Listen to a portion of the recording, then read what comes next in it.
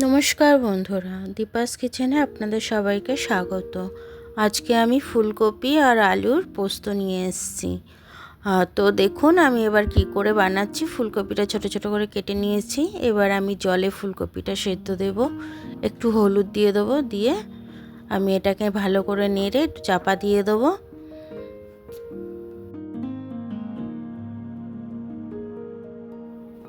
ফুলকপিটা দেখুন আমার সেদ্ধ হয়েছে, হালকা সেদ্ধ করেছি আমি জাস্ট। এবার আমি জলটা ঝেড়ে নিয়েছি, কড়ায় তেল দিয়ে আমি এটাকে ভাজতে বসিয়ে দেবো। এবার নুন দেব, সেদ্ধর সময় নুন দিইনি তাই এখন নুনটা দিয়ে দিলাম। নুনটা দিয়ে এটা ভাজা ভাজা করব। ভাজা হয়ে গেছে, এবার এটাকে আমি তুলে নেব। তারপরে এই কড়াতেই আমি তেল দিয়ে দেবো, দিয়ে ডুমো ডুমো করে আলু কেটে রেখেছি, এই আলুটা আমি ওই তেলে ভাজবো।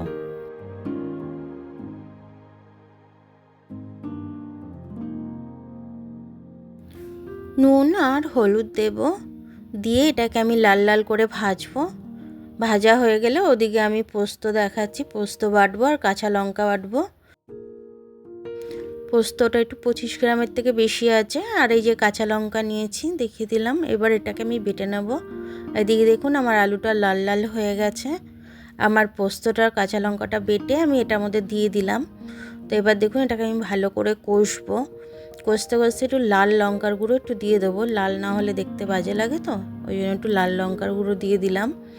তো দেখুন এবার আমি এটাকে পুরোটা ভালোভাবে কষে নেব, না কষলে স্বাদ আসে না, তাই জন্য একটু ভালো করে কষে নেব।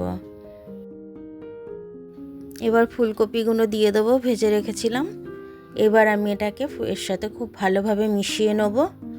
মিশিয়ে নিয়ে তারপরে হালকা করে যতটা প্রয়োজন জলটা আমি দিয়ে দেবো। এবার চাপা দিয়ে দেবো। চাপা দিয়ে এবার 10 মিনিট হাই ফ্লেমেই রাখবো। তারপরে দেখুন আমি ঢাকনাটা খুলে নিলাম। ফুলকপি আছে বলে একটু স্বাদ অনুযায়ী, যেহেতু আমি পেঁয়াজ দিইনি সে কারণে আমি একটু চিনি দিয়ে দেবো, না হলে টেস্টটা আসবে না। তো এবার দেখুন আমার পোস্তটা হয়েই এসছে, এবার আমি এটাকে নাবিয়ে নেব। দেখুন আমি পোস্তটা নাবিয়ে নিয়েছি। পোস্তটা গরম ভাতের সাথেও খুব ভালো লাগবে এবং রুটির সাথেও ভীষণ ভালো লাগবে। আমার ভিডিওটা দেখার জন্য অনেক অনেক ধন্যবাদ। ভিডিওটা যদি ভালো লাগে তাহলে লাইক, সাবস্ক্রাইব আর কমেন্টসটা করে দেবেন। আর যদি ফেসবুক থেকে দেখেন তাহলে লাইক এবং ফলোটা করে দেবেন। আবার কাল দেখা হবে নতুন রেসিপির সাথে। ততক্ষণ আপনারা সবাই ভালো থাকবেন, আমি আসছি।